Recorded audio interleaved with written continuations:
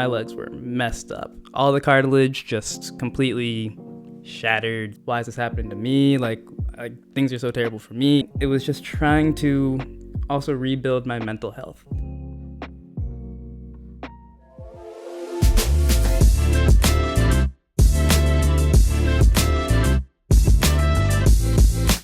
Hey everyone, welcome to the Highest Version Podcast. I'm your host, Rainy Philvong, and on this podcast, we talk about falling in love with the process of getting better every day and becoming the highest version of ourselves. Today's guest is Jonathan Hill. I've had the pleasure of meeting John through his partner, Connie, who actually was a past guest on this podcast.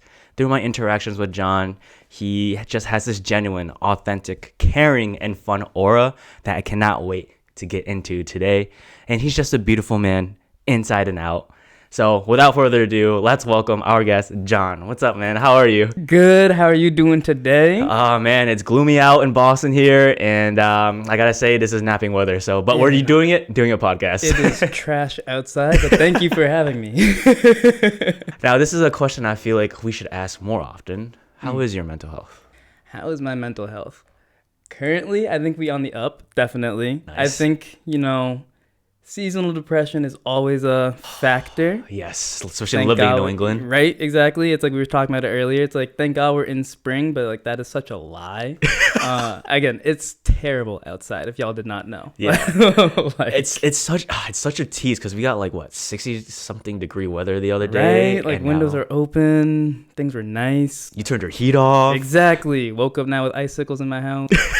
The cat's shivering, like things are just terrible. Yeah. But weather always has that kind of effect because I love being outside. That's just something about me that I just love to do. It really helps me decompress and just change up my mental and keep me happy. For sure. And so not being able to do that, it was kind of gloomy. Yeah. And then, work. Of course. That first financial quarter, always tragic, just like the second and third and fourth. Yep. It's like finances, economy. Yep. All the fun things. So, but we're good. We on the up. It's nice enough-ish outside. So we're chilling. We're happy. Good. Yeah. I mean, it's not below zero. So Exactly. I'll take that any day right now. Precisely.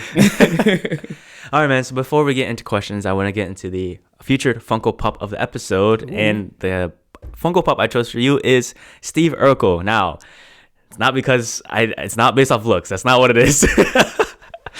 The reason why I picked Steve Urkel is because Steve Urkel, as you know, has two different personalities. He has his Steve Urkel, which is the nerdy, genuine, caring, kind of like that fun, playful side. And then Stefan, yes. Oh, yeah, we love Stefan. Who has that suave, smooth. And to me, like, I think I've been able to get both of those sides from you because I know we, talked about anime with certain EDM inspired outfits with that you and Connie have, but then I don't know, when you just look at you from afar and just see we had a Lunar New Year party and you were DJing, I was like, that's some smooth shit right there.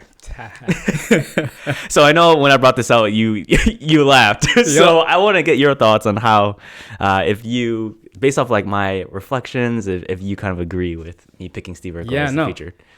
Okay, I saw it and I was like, wow, we're on the nose today. But in hearing the insight behind it, it's like I completely understand where you're coming from. I do kind of see myself as a social chameleon. I think it's very much just I like fitting in. I'll say it. Who doesn't, right, guys? And so it's definitely from a younger age I learned just to enjoy a lot of different things. And in that and being able to partake in those things, you can kind of just meld with an environment. Yes. And so it's very just cool to be able to sort of go into a spot, look, watch, and then just enjoy. And so, I completely kind of get that because I love understanding things, and that's where the Steve definitely comes in. Yes. And it's people like to say I just don't shut up about certain things because I'm just I got a fun fact for that one. And it's stop talking. I'm like, what are you doing? Yeah.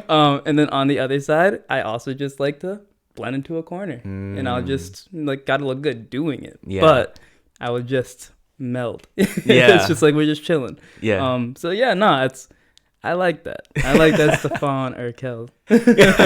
That's some good shit. It's been a while since I've seen that show, but I think the most iconic scenes from that whole TV series was when he he puts in the mixture for like Bruce Lee and then just like goes off like it's just like going from Urkel to that versus Urkel to Stefan. It's so crazy. I'm like, wow. Oh god, what a good show. Especially what a time for that. Obviously, TV was different, way different than how it is now. Way different now. Oh my god, I miss old TV. Yeah, same. Well, that's the thing. I used to. So in my social chameleon situations, back when I was like going into high school, I'm like, all right, I got to rework myself. I tried to like emulate myself off of Will Smith in Fresh Prince of Bel-Air. Mm-hmm. And so like for a while there, a lot of my characteristics, I was acting like him for a bit. It's like, yeah, no, I'm cool. I'm suave. Issue was I was maybe 100 pounds and like 4'8". And so people were like, what is this poor little boy doing? Like, what is Carlton doing? Exactly. It's like, where's your dad? It's like, all right, cool. It's like, God bless, we grew up a little bit and we got more comfortable in our own skin. Yes, but yeah, no, it's like for a hot minute there, I was at 4'8", afro, 100 pounds, running around trying to act like Will Smith. Just not a great look. Hey man, if even if you have that like physically short, but I feel like you got that big man personality. You know what I mean? We try to. We try to be out here. All right, man. Let's get into it. I want to get into your story. What basically events have made you the person that you are today? Because again, I think the reason that I'm looking forward to talking with you is because of our interactions and your high emotional intelligence, and you kind of just how to express your feelings well, and I'm very aware of it. But I really want to just get into first knowing who you are and the things that have shaped you. And the first question I have for you is, offline we talked about you mentioned to me about how you had this kind of accident at 13. Where it kind of shaped your whole life with one car accident. If you could go into like what happened and how, just like the reflection of it and how that has shaped you to be the person you are today. Yeah, no, absolutely. So, back in the day, so the accident was actually not necessarily at 13. We're more looking at 19. 19? Okay. But nevertheless, I'll start at age 13 because effectively what it was I was always really big into running, like track and field, like just everything about it, super into running. The main reason for that was as a kid, I was diagnosed with asthma, but like debilitating asthma, like could barely like get up and walk around without needing my inhaler type stuff. Wow. And so just everything was annoying to do, like couldn't really be active, couldn't do a lot of stuff. And so my doctor had the bright idea. He's kind of like, hey, you're prepubescent right now. If you can jumpstart your lungs, but while you're hitting puberty, so like do high cardio stuff, you might be able to like generate extra growth in the lungs and like maybe kick this asthma thing. And so my parents are like, all right, cool. They tried to have me swim, but I kept on drowning. So they're like, all right, like, oh man, right? It's like there's so many jokes in there, but it's like it was the asthma. Yeah. For all the viewers, it was the asthma, nothing else. For the listeners, you don't need to worry about this. Yes. For the viewers, it was asthma. But at any rate, so then I started doing track and field, and it worked luckily. So I kicked that asthma habit, like things were good, and then surprisingly enough, I got pretty good at running. And so we were on scholarship for school. We joined some like run clubs, like things were nice. And I was on a walk one day, and this is back when we're age 19 now, hit by a car, just run over. They were going the wrong way down a one-way alleyway. Oh my God. Luckily, I more so bounced as opposed to got run over, but my legs were messed up. All the cartilage just completely shattered, just everything was rough. Was on crutches for a couple of months. Still went to work that day because my boss had a fever, and they were like, hey, I kind of have to go to the hospital. I'm like, you crazy. Yeah. But, okay. So shout out to Jeff if you see this. Love you, boo. And so from there, though, running had always been a huge outlet for me. Like if I was pissed off, I would go for a run. If I was happy, I'd go for a run. And we're talking like 20-mile runs. Like I was into like long distance stuff, and so it was just a really good way for me to decompress, like reconnect with nature, just be outside and just relax. And then I lost that ability. I also had gotten dumped that month. A lot of weird things happened, but the mental was in a terrible spot. I couldn't do my one thing to really get outside and decompress. Yeah. And so things were rough for a little bit. And then I guess what it kind of turned into was like once we were able to regain the ability to walk and like move around, I was kind of like, all right, we got to lock in for a second. Because like if I'm going to be like complaining over like, it's like, yeah, losing the ability to run quicker. I'm like, it's like, that's a little dramatic to just like let myself completely shut down. Yeah. And it's like, I knew it was like my thing and everything. I'm like, there's other things out there. Like we got to figure out like, how can we adapt to this? Like we've adapted before. How can we adapt to this situation? And so from there, I was able to pick up rock climbing, which is fantastic. Yeah. But really it was just during the rehab from the running and during just that rebuilding, it was just trying to also rebuild my mental health and sort of like look at it, it's like, all right, like our foundations are a little shaken up right now. Like we don't have what we would usually have. Like, let's see how we can learn and change and grow from this. And so like looking back on the incident, there's definitely some negatives, but you got to look for the blessings, got to be grateful. It's kind of like, hey, a lot of the aspects of my life that are happening right now came from that incident. Like a lot of cool things actually turned out for me because I was unable to run away from my problems effectively. And it's been really, really cool since then. So yeah, I wish my knees worked, but we still up. So it's like we're chilling. Yeah. Wow. I mean, that's such a crazy story, especially the one thing that literally was helping with your mental health was stripped away from you. Yeah. And like, how long was recovery? How long was that recovery process? Let's see. So the knees still don't work the way they used to. So we're still kind of in rehab in that regard. But before I was able to actually like walk without kind of waddling around, we were maybe talking 2.5 years. Wow, 2.5 years. Oh my God. Yeah. To go from running 20 miles literally like almost every week to hobbling. Dude. And like, granted, as a kid, I was kind of a jerk and I was kind of ableist. And so a lot of things like came back to bite me. And I'm like, okay, you know what? It's like humbled. Like we like, cool. it's like, no, I was like, if I couldn't walk, I don't know what I would do to myself. And it's just like, I'm like, here we are. Yeah. It's like, shit. Oh man. See, life is just so crazy in that sense, isn't it? Yeah. I mean, also, your girlfriend at the time didn't dump you because you... Nah, it was completely separate. Okay, all right. I was like, that's really... Would be like, really f***ed up if she did on that. The hospital bed, it's like, so you can't run anymore. Like, you're the one thing I fell in love with you with. Yeah, it's like, you can't do that anymore. Granted, she was a runner, but we had different issues. Oh, okay, gotcha. If she sees this, I'm not going to name drop you, but it's like, hope you're doing okay. That's some real maturity right there. Oh, absolutely. We have other words, but it's cool.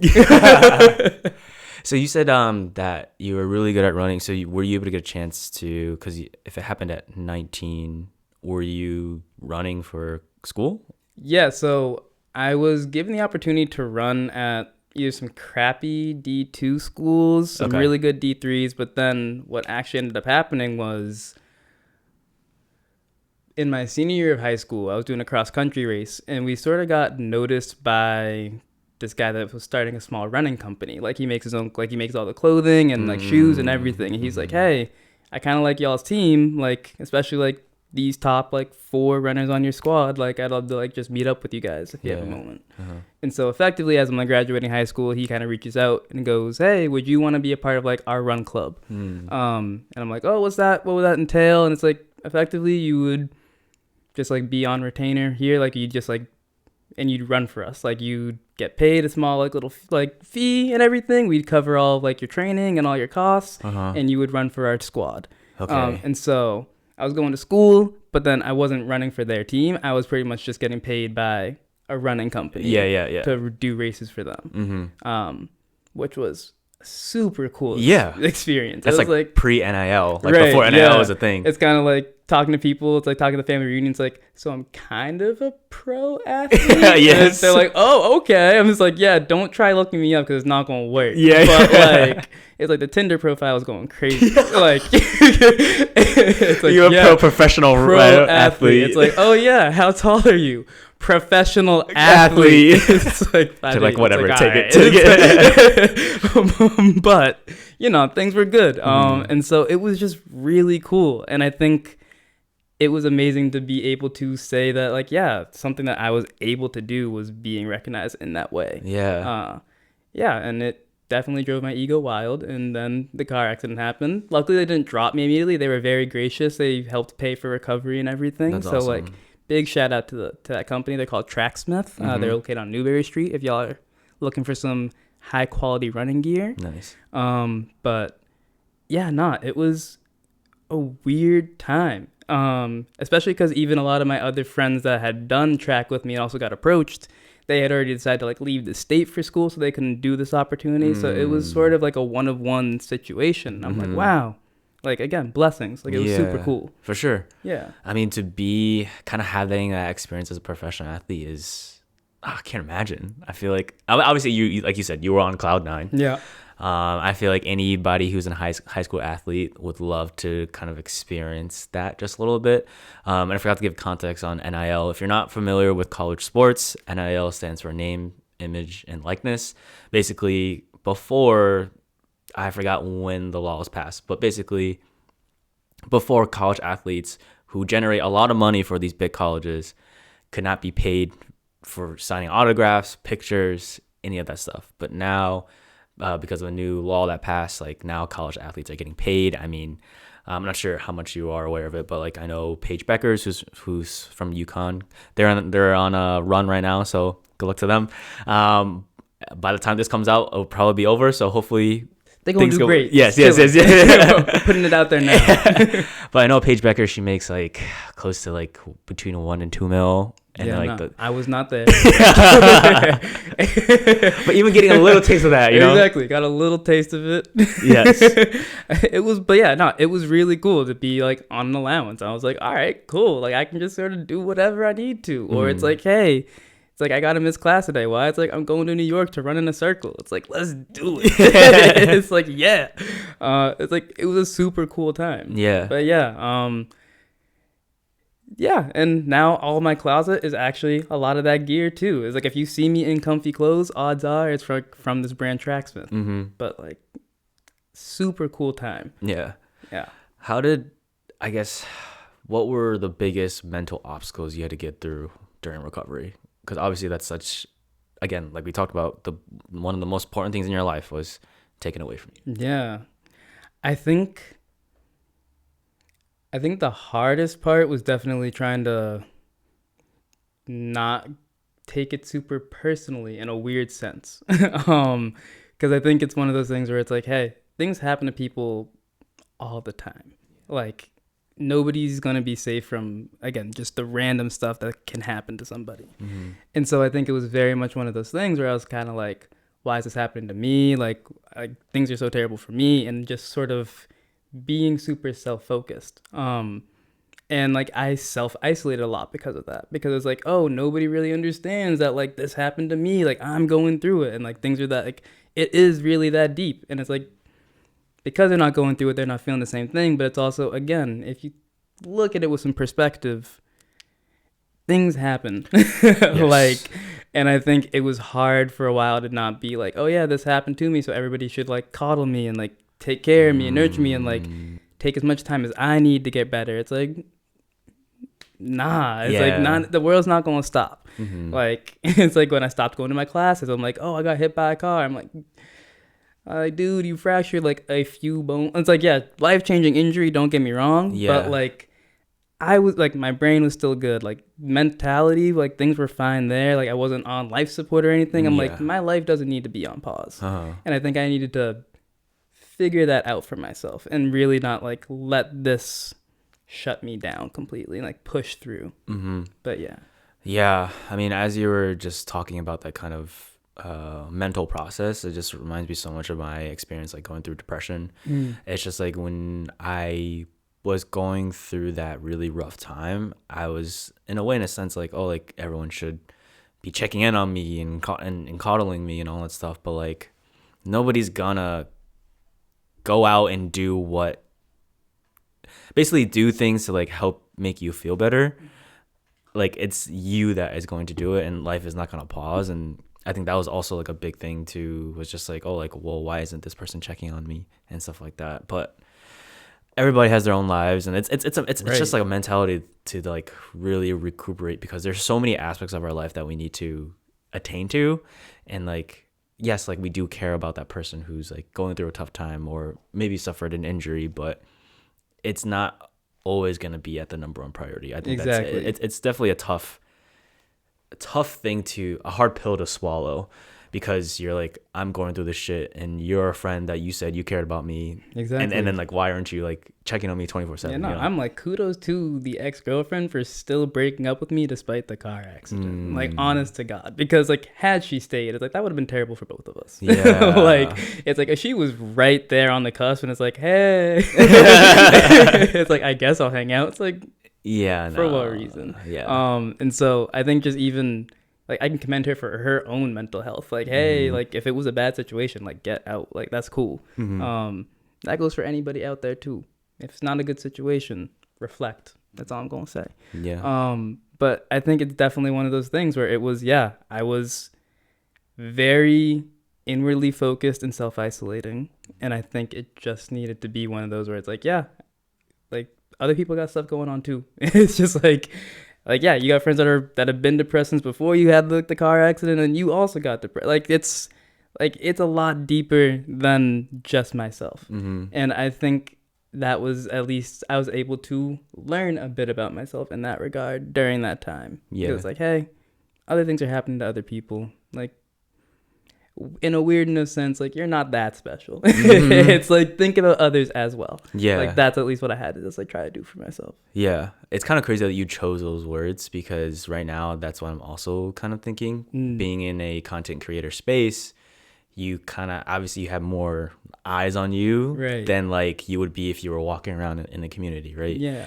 So there was a time, obviously through this journey, I've had many experiences where I would constantly look at likes, views, and comments, and be upset when things don't get to a certain... Right. It's like, why am I not blowing up right now? Exactly, right? This episode. Yes. Guys. Make this one go viral, please. Lock in, everybody. But because I was so focused on that, it made my self-worth dip a little bit. Right. Because of how, like, oh, like, well, maybe no one actually cares about what I'm talking about. No one actually cares about me doing this podcast, right? Yeah. But then I've had a conversation with a couple of friends, and I brought up to them, I was like, hey, like, I'm going through this thought, and I don't know if I'm being too hard on myself. So I'm gonna ask you the same thing. Yeah. The thought I was having to try to get myself through this situation where I feel like I'm not doing well successfully, I said to myself, bro, you're not that, basically, like, you're not special. Like, no one cares about you. Like, no one cares about that you're doing this. Like, just, I think that was the premise of what the saying. I'm trying to remember but like, basically, like, you're not special, and that's okay. Exactly. Yeah. No, it boils down so weird, because it's like, everyone's gonna be just like, oh, don't say it about yourself. Like, you are special. It's like, no, it's like, stop it. I'm not special. Like, it's like, I'm not gonna be necessarily like the 1 out of 100 that makes it, and that has to be okay. It's like, why am I doing this? It's like, am I doing it because I want to be special? It's like, that might be the wrong reason then. Yeah. It's like, why did I get into doing all this? And so that's the question for you. Like, why did you get into doing all this? Yeah. Like, what is your motivation for doing this? And so it's kind of like, if it is to be special, then hey, keep at it. You're going to get that 1 in a million shot, and it's going to be fantastic. But if that's not what you want to do, like, that's okay too. Yeah. Like, you don't need to be special, like Lego movie type stuff. Like, you can be special. Everybody is special, but in that regard, that everybody's special. Like, you're not special. Yeah. No, I hear you. Do you think that's a hard, I guess, assessment, or too rough on oneself, I guess you can say? Or do you think it's just the truth? I think it's a slippery slope. Yeah. That's the thing. I think it can be healthy to remind yourself of that, but I think it can also quickly turn into like a self-degradation thing, where it's just like, oh, nobody cares about me, like, at all. It's like, that's not what we saying. Yeah. It's like, we're just saying everybody got people. Everybody's going through some stuff. Like, you might be going through the worst thing in the world. That if you are special, I'm sorry, you're special. But for a lot of us, we're not going to be necessarily going through everything that's crazy. And so, yeah, I think it's very much one of those things where with a healthy respect for what's going on in your life, you can definitely use that mentality and just like keep yourself from going into like these deep valleys of negative thinking. Yeah. The same way that it'll keep you from like necessarily getting your hopes way, way, way too high on stuff or being super locked in that you miss other things because you're focused on trying to be special in this one regard. Yeah. Like, I think it can just help be a reality check and help keep you centered in a weird sense. Yeah, no, I definitely resonate with that and agree with it because it's just like, yeah, like I think one of my other friends brought up about how like, you know, like these like top professional athletes, right? Yeah. They do have a sense of arrogance to them because they have, because that's how special. Yeah. And he was like, well, he's like, just to play devil's advocate, I feel like you need to have some kind of, maybe it's arrogance is not the right word, but maybe confidence in yourself that you can do it. Because if you don't have that confidence, then that will be kind of maybe reflected in quality engagement, how you behave and stuff like that. And I was like, yeah, like that makes sense to me. In order to get to the certain spot, you have to be confident in the words that you're saying and that the words that can possibly have an impact on someone. You don't know if it will, right? But having the confidence to be like, hey, like I'm going to edit a video. I'm going to take our conversation that I have with my special guest and put it out there in the world. And then having confidence that it's going to hit someone that's listening, right. You know? Exactly. Yeah.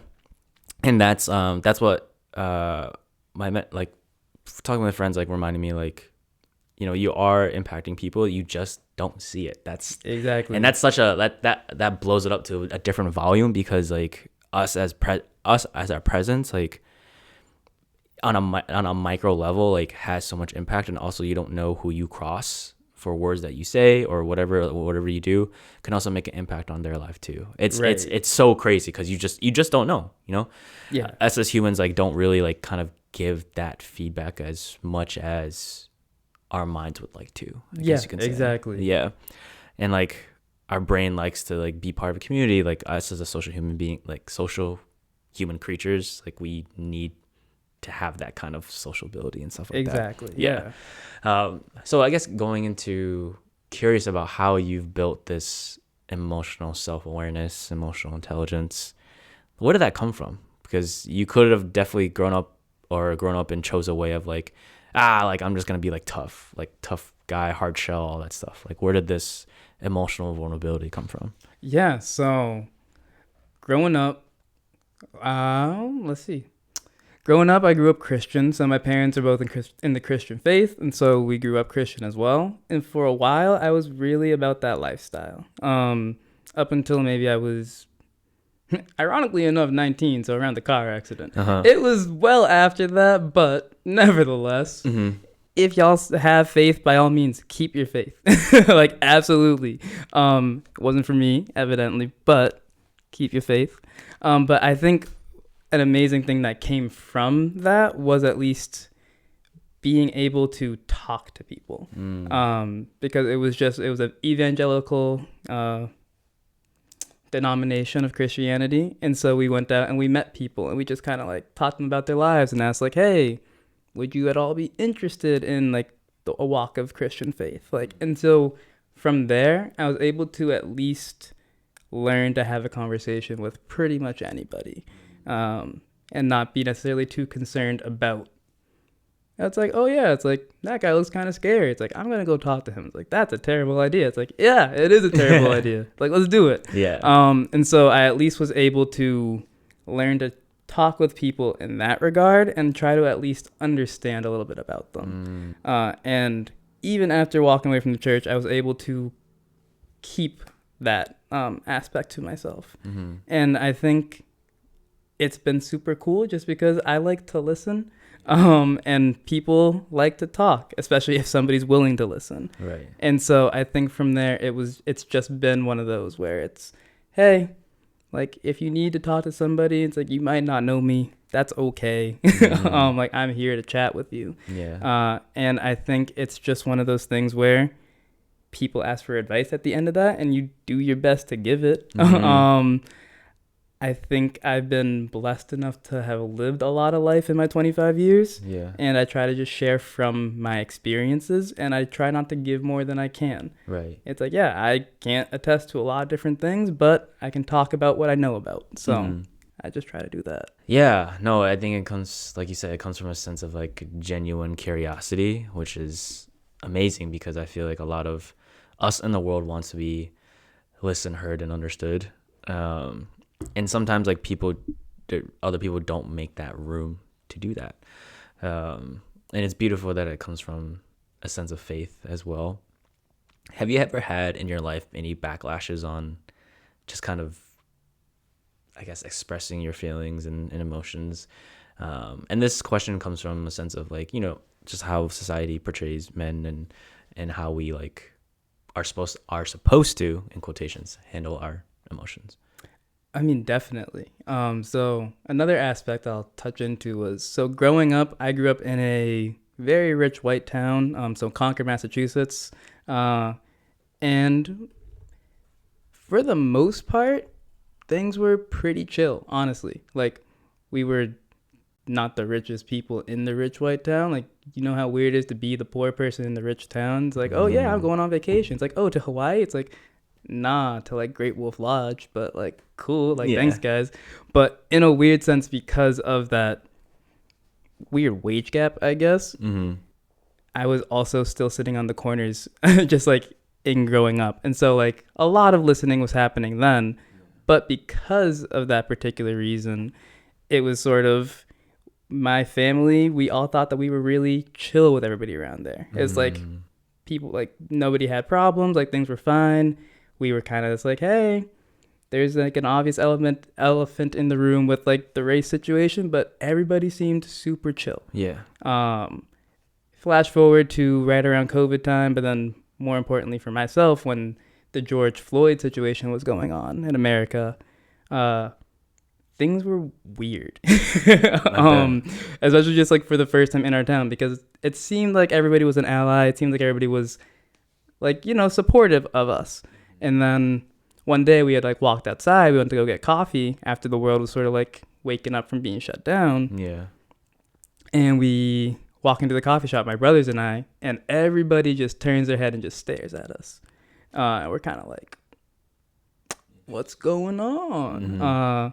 And they're kind of like, and then somebody's like, hey, there's not like any riots happening around here, right? And we're kind of like, hey, Nancy. So, if you forgot, like, I'm your neighbor. Yeah. Like, you could have asked me that privately. And like my brother and I, we had been vocal. We're kind of like, hey, we don't love what's happening in our country. Like, we had been active.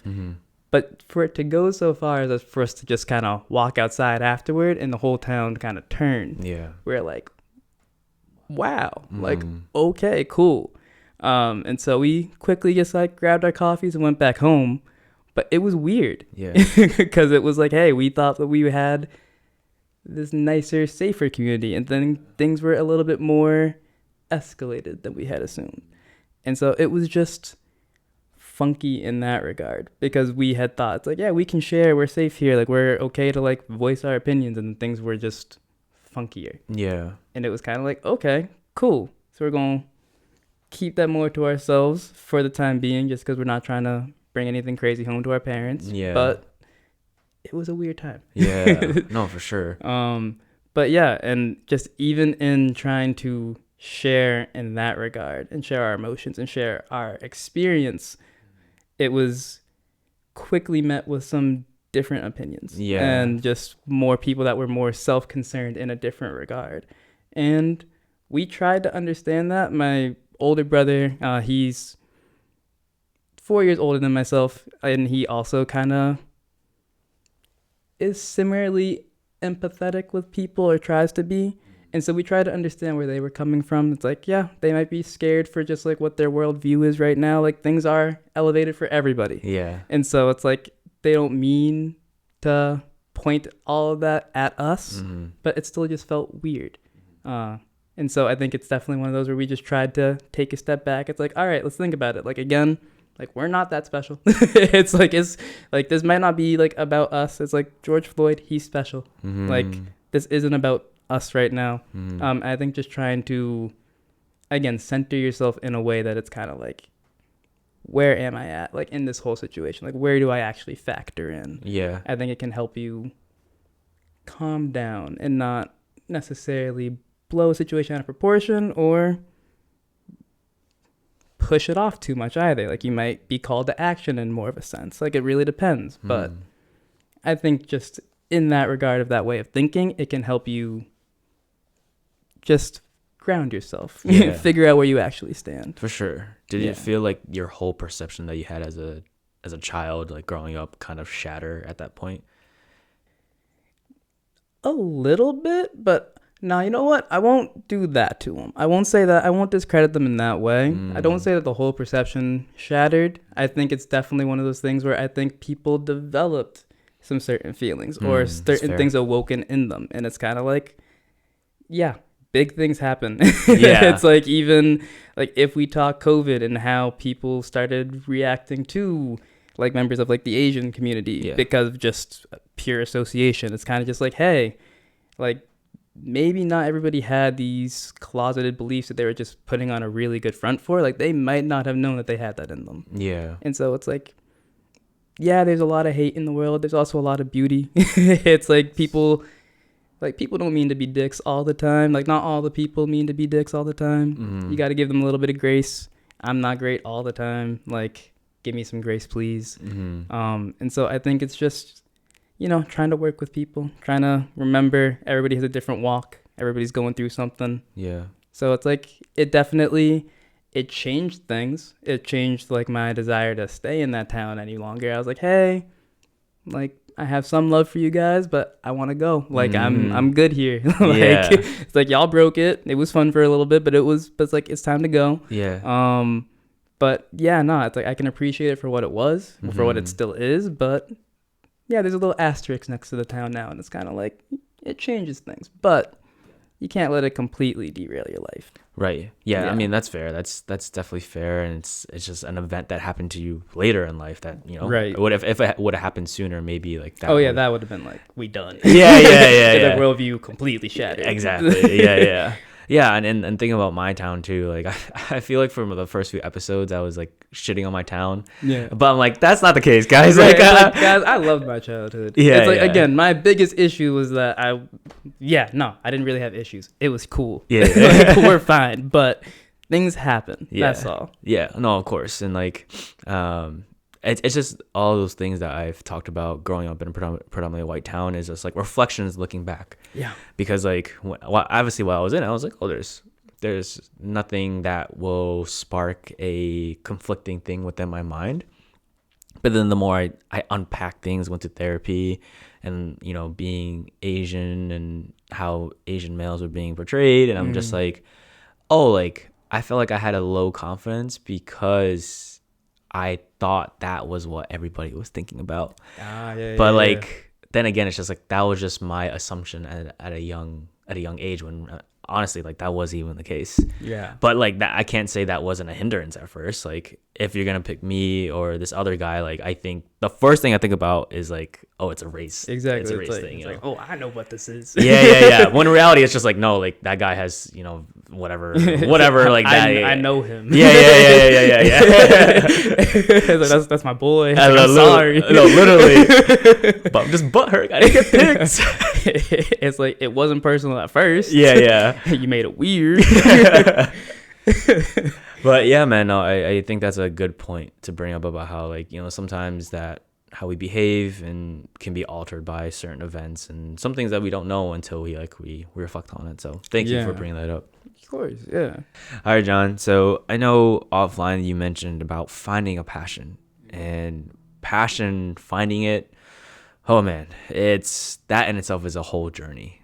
So let's unpack that. Let talk to me about your journey on finding a passion and just where this whole thought came from. Yeah, no. So I feel like it is great to have a hyperfixation. Like, if you can find that thing that's like makes you just happy to get out of bed in the morning and do something, that's fantastic. For me, I don't like doing anything for too long.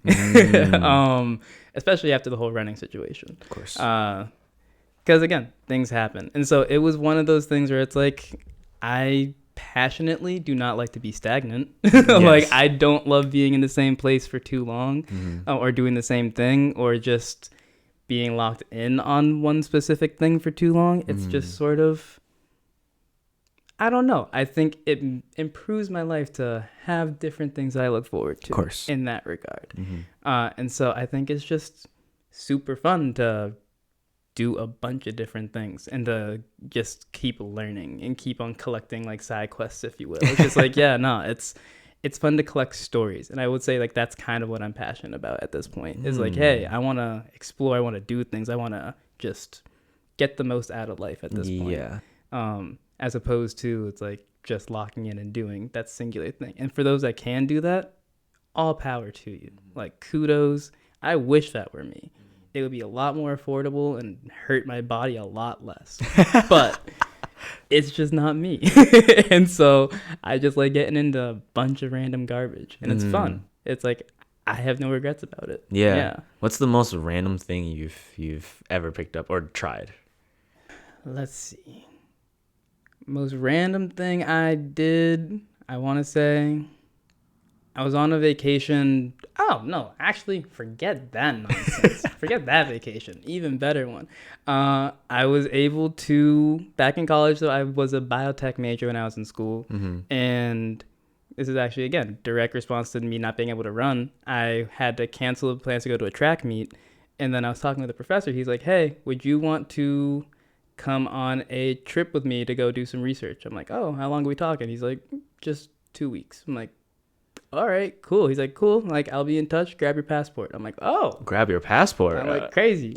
And so for a while there, I was able to go down to Honduras and work on a water filtration system because they're trying to get flesh-eating bacteria out of the water in an affordable way. And so kind of just randomly, he's like, yeah, like, if you're around for spring break, like, come down and help me out with this. And it was kind of like, I was like, oh, like, okay. So like, luckily I had gotten out of like the self-isolating part of the depression at this point. I was but it was like, yo, like, cool. All right. That's nuts. Were you like his top student? Not even close. I'm a terrible student. Oh my God. Like, if my parents see this, they're going to be like, we hate our kid. Like, I'm not making them proud in the academic sense, but that's fine. But no, I was around. I helped him like just like pick up the classroom and like pushing chairs. I was just like friendly and around him. He's just like, hey, like, you want to come to Honduras? I'm like, oh yeah. It's like, why not? And then so that was super cool. I couldn't do any like fun adventures when we were down there. Like, he went base jumping. I was like, I wanted to do base jumping. But what's base jumping? So base jumping is when you go up onto a very, very high surface and then it's like little wingsuits. And so so we're talking like he climbed up a mountain and like just sailed. And I'm like, he's like, yeah, no, it's like, you want to do this? I'm like, yeah, my knees don't work, so I don't think I could like land properly. I don't know that Family Guy episode where he tries to thread the needle and he just... Yes, I remember that. Yes. He's like, wow, look at him go. He's like, oh my God. So couldn't do that. But it was just, but again, super cool opportunity. And then from sort of like there, with the mentality, I was kind of like, I'm going to just try to experience stuff. It's like I had tried the whole like locking in and going from like rags to riches off the running train and like make it out the hood. Again, rich white town, not the actual hood. But I tried that whole like singular driven situation. I was like, nah. Or it said, this isn't for you. I was like, let's try something else. So went to Honduras, worked in some water filters. We got back, we started doing rock climbing, and then that year went on a rock climbing trip out to Utah. Oh shit. So climbed some fun stuff out there. What is it like free climbing that? So that was like free climbing that I was yeah. doing. So I had initially started with like bouldering just because I didn't want to go too high up in case the legs were giving out. Yeah. But then as things got stronger, we were able to get into free climbing and stuff. And so I was able to, just look at a rocky surface, like, I can climb that. I feel like that's the it's just like, I'm like, yeah. It's like, yeah, I have a crash pad in my car. It's like, why? Just in case for these situations. Exactly, because I want to climb that rock. It's a wall. It's like, I'm climbing it. But yeah, no, and just bunch of random stuff, like picked up sewing at one point. Yes. Yeah, just cool little things just to do. Has there ever been a time where you said get to something and it kind of just wasn't? Blew up in my face? Yeah. Like, no, I've had good experiences. No, so I try to find the fun in every situation. Okay. And so I think I'm a very big proponent on that. You can make fun in a situation. And so like things, have been weird at times, definitely. But it's just like, nah, we're going to figure something out here. Like, we'll have fun. Like, we'll go crazy. Like, it's all right. Yeah, no, I got to think about any negative ones. Maybe I've just repressed them. That could also just be it. That's okay too. It's like, yeah, I could have done that. Or I'll say this, a lot of them aren't necessarily one-off adventures. Like, a lot of it is like kind of small hobbies. And so in that way, I can at least direct my attention towards like getting better. So like jack of all trades situation, but I suck at everything when I start. And so it's that's okay. like, that's okay. Exactly. But I'm like, I'm not discouraged by this just yet. And so, you give it the old college try for a few months. It's like, have I made any progress? It's like, yeah, like we're better than we started. It's like, that's good. And so it's like, that's always a win too. Yeah. It's like, and so you don't need to be fantastic at everything. Right. But it's still fun to try. Yeah. You know? Yeah. You gain stories, which obviously is a great thing. You gain life experiences. Do you agree with that saying is that, the saying is, jack of all trades is master of none? Yeah. Yeah. So for those, if I said too quick, a jack of all trades is a master of none. I don't think it necessarily needs to be true. I think it is very possible to become a master at so many things, as well as just to be able to focus in on one thing, as well as have other things that they do on the side. I think that's so defeatist. I think that's some master of singular thing propaganda that you can't be great at many things. Like, if you want to be great. Like, go out and do it. Like, you don't need to necessarily focus all of your like stuff on one thing. Like, let's take LeBron James. If he wanted to be better at anything else in his life right now, I guarantee you he can pick up some side quests and do it and still be the best at basketball. Like, no doubt in my life. I'm not LeBron James, but nevertheless, I do believe that people can, again, be a master of whatever they want to be, as long as they put in the work towards it. Yeah, you don't have to be. Exactly. Like you don't honestly. You don't need to be that guy. Exactly. And like I'm in this space right now where it's like there's so much that I want to do. Obviously, there's also another. It's so funny because now that I do podcasts and listen to my dialogue, I say obviously a lot, and it's not that obvious. So I want to call myself out on that point. Obviously, because you guys are there all the time. Right? You're in my head all the time.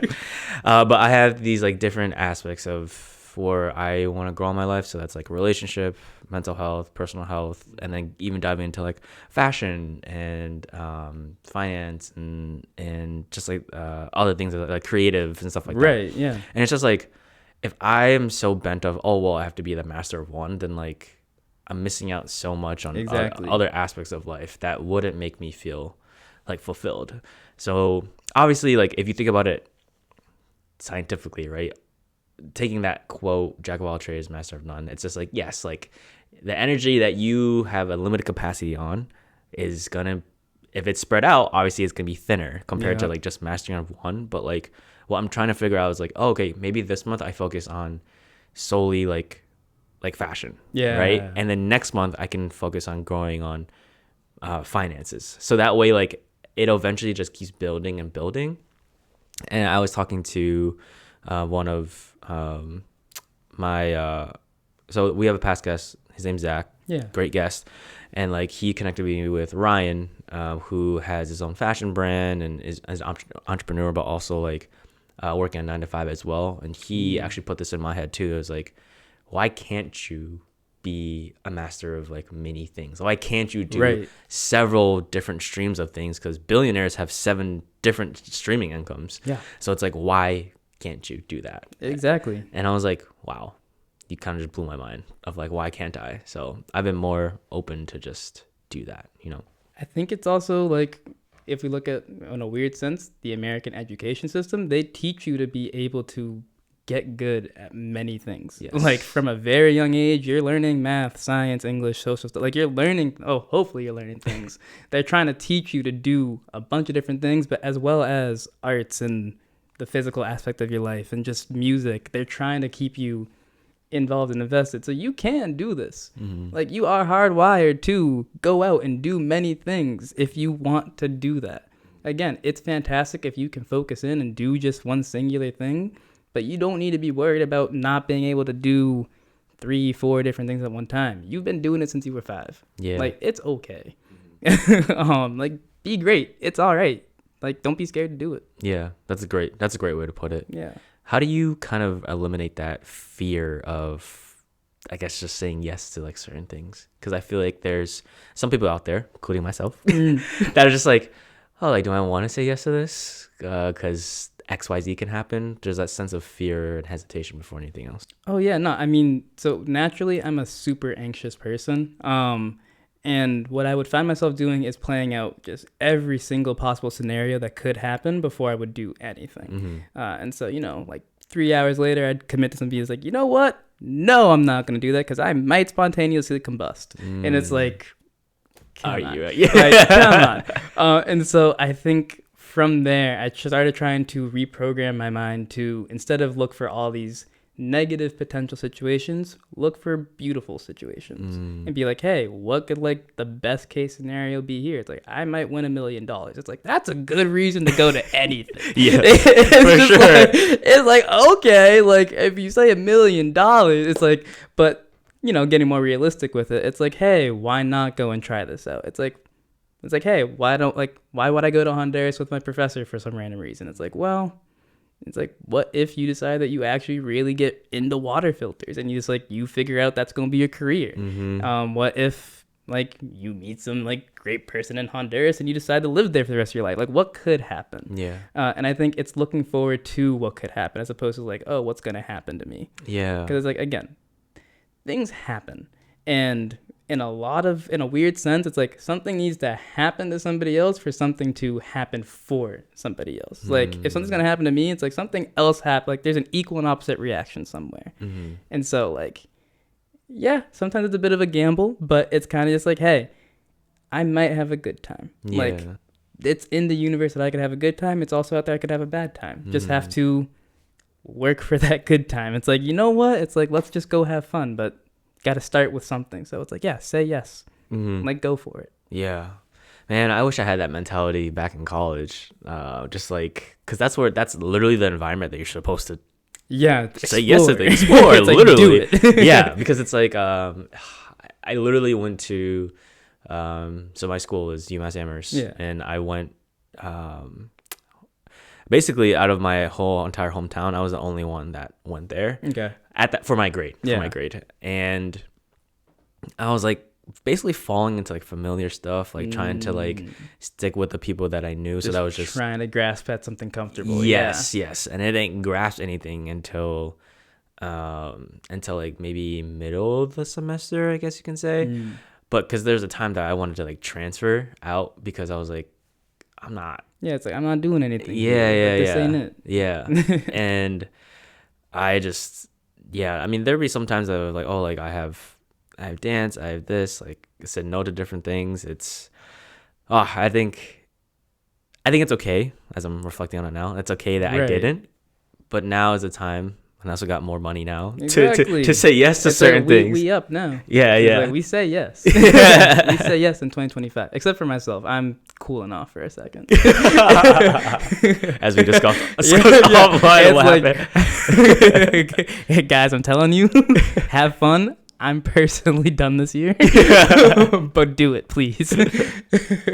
I just, when you're talking about those experiences too, is like, when we look at life, and some of us may be shaped to take it so seriously, but I feel like you have such a good understanding of, hey, like lock in on this, but also like it's okay to not be serious. It's okay to have some fun.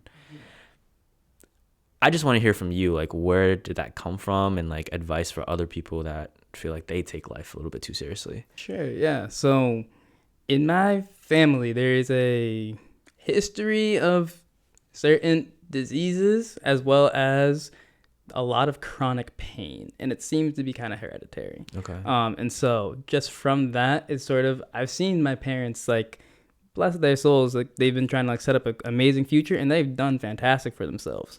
But now it's starting to catch up with them, where like things ain't working the way that they used to for them. It's like, yeah, it's like my back hurts. Like I don't want to sit in the flight for 18 hours. Like that makes sense. Like totally valid. Or just things keep on popping up, and they can't necessarily go out and enjoy themselves like they want to. Or if they are traveling, it's not the same as it would have been when they were like in their 30s or their 20s. Like it's, oh yeah, like we saved up this cash, but now it's like, yeah, you probably would have wanted to be like 25 in Italy as opposed to like 60. Right.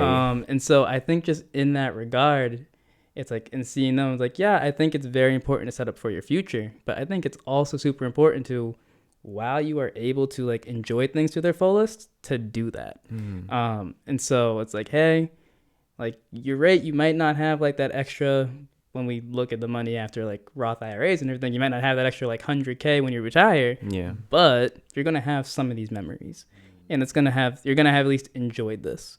Like I go to a lot of raves currently. That's just a thing that we're into. It's like, as much as I could wait and save up all this cash, it's like it's also sometimes fun to go and enjoy myself now when I'm young and I can bounce back from it. Yeah, that's why from a lot easier. Exactly. It's just like it's like it's already hard to wake up in the morning. It's like we're retiring soon. It's in the cards. Yeah. But it's like I can't imagine waiting till I'm like 50 to start trying to do some really fun things. Yeah. And so I think it's just one of those where I tried in that regard to live life to the fullest, and then it's also again like planning everything out to be like 15 and 20 years in the future. Things happen, things change. Like even if we're just looking at the pandemic, it's like a lot, like look at the country of Italy. Literally. Like all those people had plans. And I think it's scary. It's hard to necessarily just wait till the future for everything. And so it's kind of like, let's have some fun. Yeah. Like let's just, like, you've earned it. Like by all means, guys, please be responsible. Please build toward your future. Like if there's one thing you take away, it's like have some fun. Don't have all the fun. All the fun's not fun. But absolutely go have some fun now. Yeah. It's like do something. Yeah. Like take a cabin trip. Yeah. Like very easy, very local, super fun. Or buy that dinner you've been always wanting to go to. It's like the YouTuber that I follow a lot is Tim Chantarantu from, I know it's Tim De La Ghetto. De La Ghetto. Oh God. We love De La Ghetto. But he was like, he brought up a story about how like him and his friend were going out, and like he wasn't gonna take valet or something, or wasn't gonna buy a bottle for something, and his friend was like, well, why are you working so hard for? Right. And I think about that a lot. I'm like, yeah, like why am I'm putting all this hard time and like money into like my career, work, whatever it is, and like am I just gonna let that sit in a bank or like sit in an account? Like why? Like there's gotta be, I have to use that for certain life experiences, right? Or else like I'd be sitting here having like no stories. Exactly. You know what I mean? It's like you gotta gas yourself up a little bit every once in a while. It's just like, hey, you know what? It's like, nah, I did earn this. It's like, heck yeah. It's like, give me that bottle.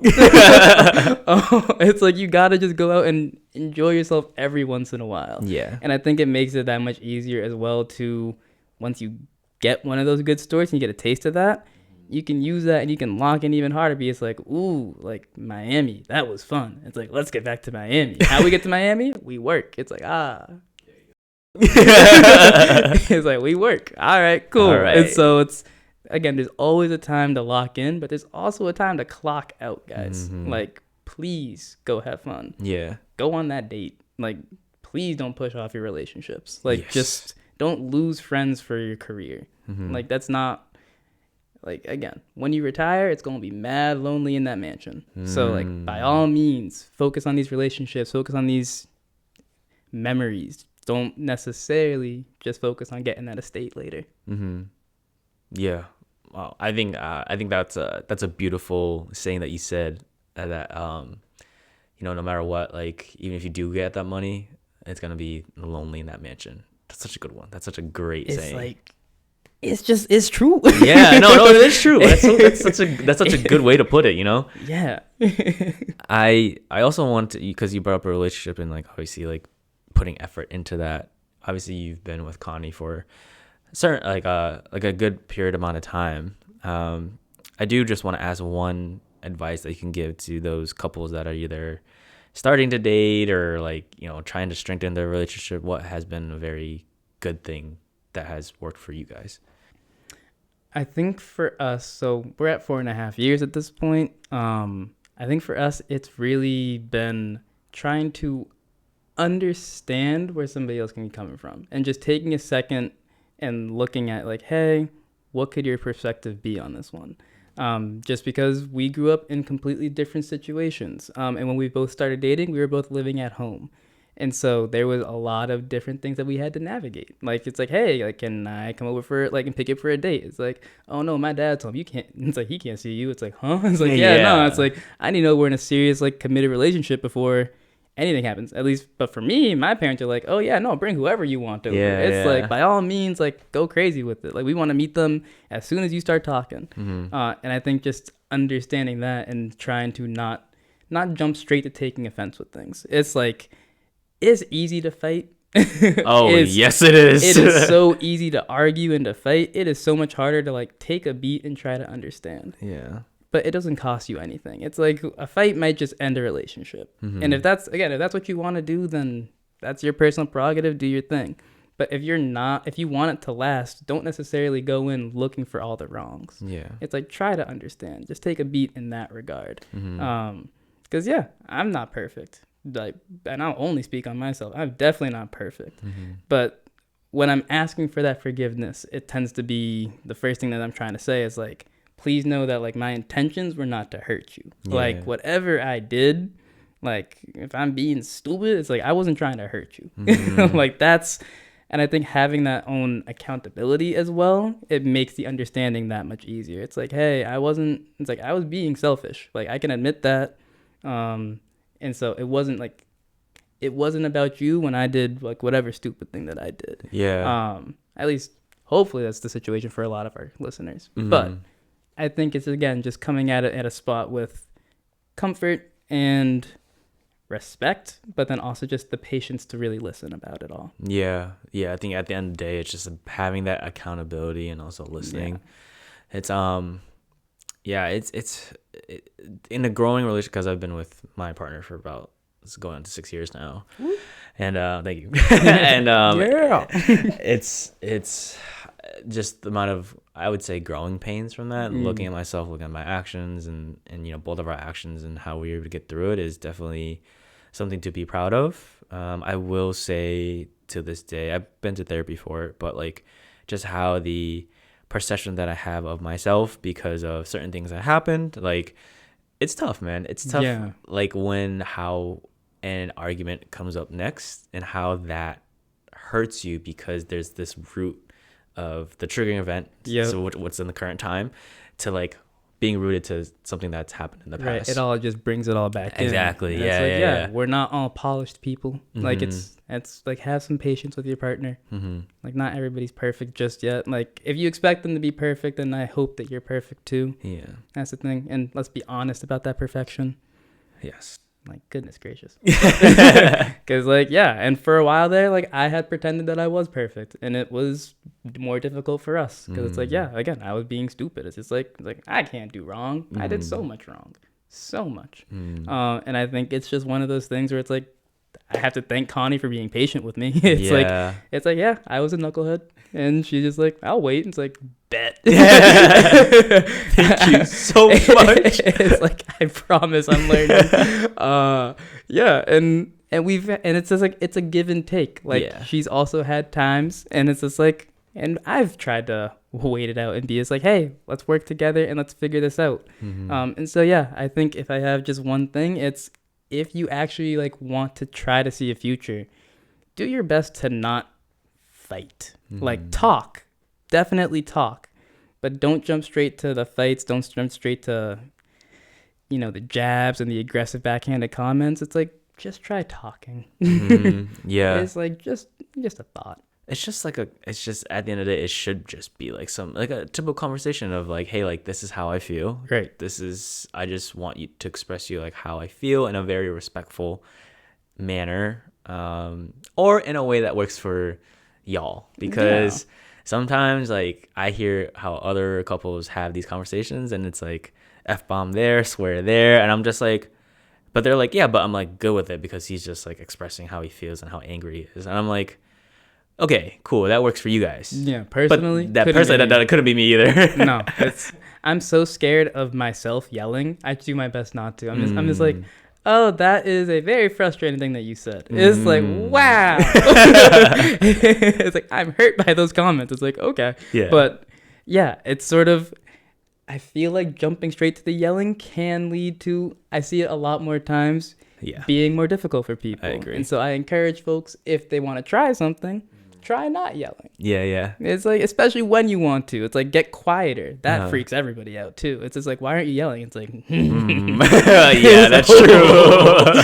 It's like, I wish you would yell. It's like, I know you do. Yeah. It's like, that would be easier for you, wouldn't it? It's like, yeah, no. But the ending result would not be so pretty. Precisely. It's like, but then I'm the jerk again. Yes. It's and we're trying to avoid that. Exactly. But yeah, so I would say that at least. Yeah, no, that's great advice. I can't believe I'm gonna ask this question, but like for even those people that are single, guess what is something that we could give to them on terms of, honestly, I don't even know what terms are. I think just like a growth point. I'll give an example from my end. It's just like, today's day and age, like I hear how my friends that are single trying to figure out this whole dating realm that's so different now, online dating, plus what guys are saying to them. Yep. And I'm just like, why do you think that's a good thing? But like, I don't know. Maybe I'll be saying the same thing if I was in a relationship, but I would say get a hobby. Yeah. It's like, dating's crazy right now anyways. It's like, I'm a hypocrite. I'm in a relationship. I'm so happy. But that being said, go get a hobby, because you will meet a type of person that you actually want to meet. Like, if you're trying to meet people where you don't want to meet them, like where you don't want to be, then like it's not gonna work out. Like if you up in the club but you want somebody that's going like make biscuits with you at home, but like also at club hours. Like if they want to be in the club but you don't want somebody that's like about the club, you ain't gonna find them in the darn club. Like go to Trader Joe's. It's like, or just get a hobby. Like even say that you're really into mini golf. Start mini golfing a crap load, because all of a sudden it's gonna be someone's gonna see you mini golfing like 7 times a week. And they're gonna have some questions. Like do what you actually like. Don't do what people tell you to do. And also, you do not need to drink to meet people. Like by all means, enjoy your sobriety if you want to be sober. Like do whatever you want to do. You don't need to necessarily be out at night to meet somebody great. Like, I would say that about the single folk. Also, talk to people. Like, make friends. I want more friends. I got a relationship instead. I kid. Connie's listening to this like, what did you... He did so good for so long. He got so comfy at the end. It's like, yes, ma'am. All the viewers, I'm going back to her. It's okay. I'm going straight home to her. So we're chilling. That's beautiful. We love that. I think another thing to add on top of that is just get to know yourself. It's like, whether that's a new hobby, and I think taking everything from what you said, like trying new things, saying yes to certain experiences, because you never know who you might be in that experience. You never know what kind of hobby that you want to do. Right. And when you're in that space, it's just like, instead of being sad over not being in a relationship, like I find think the beauty in this like solitude. It's like I have so much time to myself. Like I'm learning a thing or two. It's like it's great. I love that. So John, I mean, this has been a beautiful conversation. Before we wrap things up here, is there any topic or anything that you want to discuss before we get into song association?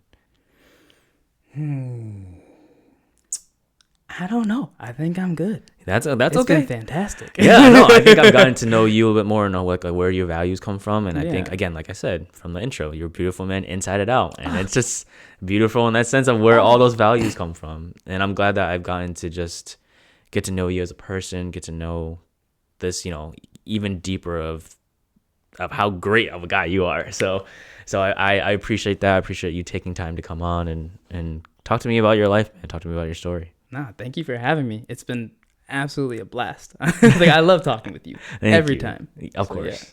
Yes, because whenever I see him, it's just all hard eyes with me. Not only Connie, it's me too. Yeah, no, it's a great bromance.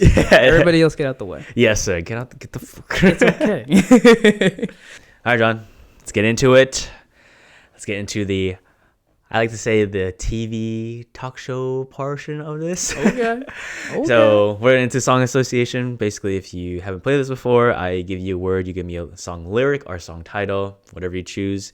Lately, some of my guests have been giving me songs that match the meaning of the word, which has been very an interesting perspective on taking on to the game. So if you want to do that too, I'm going to leave that open. We will see. So the word I'm going to give you is... trying to think. Slow. I would say a song that I would pick for that one is "Slow Down" by Leon Thomas. Yeah, we're talking about Andre from Victorious. Yes, That's my boy. Yes, you could the Chris Brown remix. Oh yeah, no. Also, Mutt personally, so good, so good. Oh my god. But some of his other stuff, he released an album last year, and so "Slow Down" was one of the singles that got released with it, and it's just such a nice vibey song. Yeah. Great vocals, great instrumentals, just like really good time. Yeah. Dude, it's so crazy how we take Andre from the TV show that we watch and now he's like he's killing the game. He's killing the game. Killing Yes. the game. Yes. Again, that's the real question, guys. Is Disney or is Nickelodeon doing better with its child pop stars? Answered in the comments. Let us know. Yes, please. I'm curious about that. Side tangent, but what do you think? Ooh.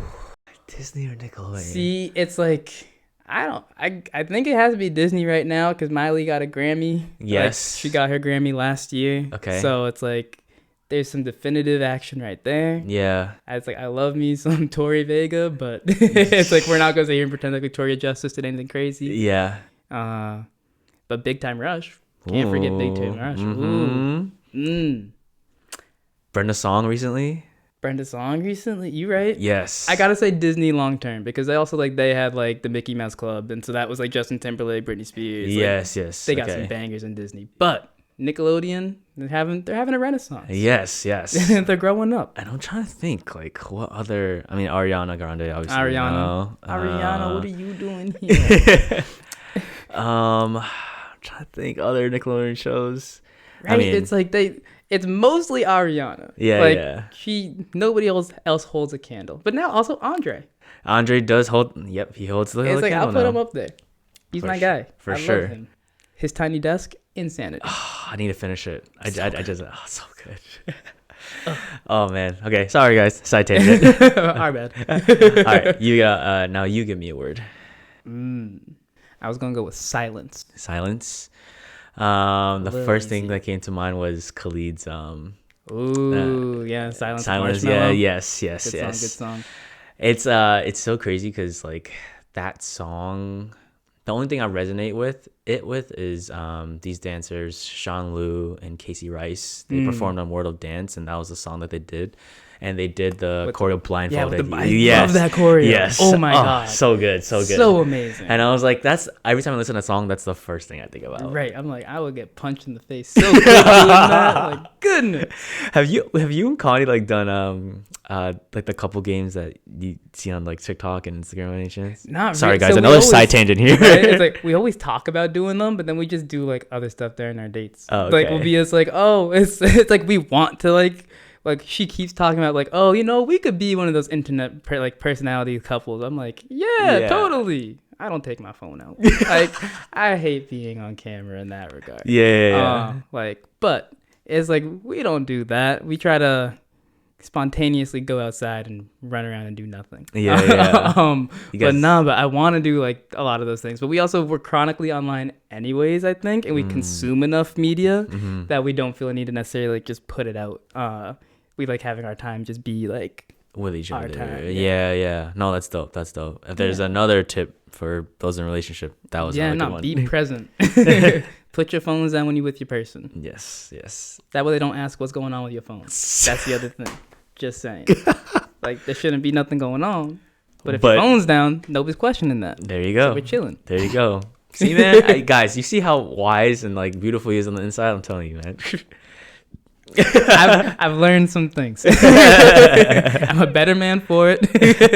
I've learned some things. We love that. We love Tony. Oh man, I think I was trying to think of what you said on that side tangent. The only reason I brought that up is because I feel like you guys would love this as a date. This is something I did for Michelle for Valentine's Day. Basically, it's like all those games on social media and TikTok, and basically like, all right, we're playing all of it tonight. Oh, nice. Yeah, and like we like filmed a couple, but like we only kept it to ourselves. Right, it's just funny for it in that sort of sense. But I feel like it would be real funny for you guys. A great idea. No, we gonna post the crap. Out of it. If I'm filming it, we gonna blow it up. That's all I'm saying. And then you guys go viral with this one, and I'm like, what the f-? He said he not special. Yeah. What the? all good. We were supposed to be not special. Oh man. All right, man. So let's get into the big 3 questions. Yeah. These are 3 questions that I think can lead the final message, kind of like thoughts with our viewers. Yeah. And this is a question that I just started doing something new with. And that first question is, if TED Talk, or I don't know what the big company TED reaches out to you and is like, hey, John, I need you to give a TED Talk. What are you saying on that TED Talk? And what's the topic that you're putting out there? Let's see. If I were to be asked to give a TED Talk, it would be one of 2 things. It would either be how to re-network your IT department, because I have a lot of experience doing that for some reason. Don't ask me why. Or what I would probably actually end up doing would be just having discussions about long-term lasting effects of more enjoyable situations. Because I have done a lot. So by trade, I am actually like a biologist. And so I've spent a lot of time doing, and then also chemistry too, biochem officially. So I've done a lot of research into particular pharmaceuticals and their long-term lasting effects, because I'm curious more than anything else. And so it's one of those things where I think it's something that a lot of people should understand, because I'm also an advocate for self-medication in a lot of different ways. And so in that regard, I think it's one of those where there's such a stigma behind a lot of things. And I think it's very important for people to understand what's going on. And so being able to speak from an intelligent spot with a platform in that regard would be fantastic, because I think it is definitely something that can help our veterans that are that are dealing with things right now, as well as people that have a lot of different long-term lasting like diseases, disabilities. Like, we have answers for them. It's just the FDA feels differently about what's going on now. So I think it would be very great to use a platform in that way to talk about that kind of a thing. That's awesome. I totally forgot that what your main, I guess, like what you're doing now is that. First of all, you brought up Honduras with biochem. Yeah, I've done a lot in 25 years. That's for another episode though. Yeah, there you go. Exactly. My second question for you is, what does becoming the highest version of yourself mean to you, and how are you doing that today? I think what that is just being content.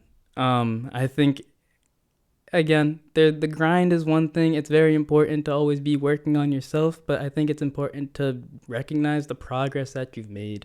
And I think it's just one of those things where I'll even take like my personal fitness journey. Like, for the longest time, especially after like the accident, I was doing my best just to get back to being like, I want to be a super athlete. Like, I want to do everything that I can. And I would work myself into a frenzy, and I'd injure myself again. And it's sort of just like, what was the point of that? And it's like, I was doing so good too. Like, I looked amazing. I felt fantastic. And now I feel like shit. It's just like, yeah, nah. I think you got to learn to be like okay with where you're at. And I think, everything is a journey. Everything is like, you're always in progress. Like, you're never completely a polished piece. Yes. And I think just being able to accept that can help you sleep at night. And if you sleep at night, you're able to work harder in the morning. And so, yeah, I think for myself, what I've been doing recently is just journaling and just trying to write down what I'm happy about and what I'm okay with. And it's sort of just like, hey, we have days where we're going to focus in on the negative, but I like just focusing on those positives and those mehs. It's like just a meh. It's like, it's okay, because it's like, hey, things are fine. Like, even if it's like things are less than ideal right now, things are fine. Like, we can still be up. So like, just figuring out where I'm content and just finding peace in that, where it's like, not everything's on fire. It's like, this is fine. Yeah. Sorry, just because you said that, I just think of the meme. Exactly. That's what Exactly. Like, this is fine. You guys don't know what we're talking about. Please just search up "This Is Fine" meme. We'll put it up right here. Yeah, we'll put it up right here. All right, John. My last and final question to you is: if you could connect me with someone to come on this podcast that you think would be great, who would it be and why? I'm going to give a shout out to Stephanie Tam. Okay. And I think it's because she's an incredible creative soul, as well as one of the most intelligent people that I know. And so it's very cool how she likes to understand her hobbies more than anything else and really dives into them.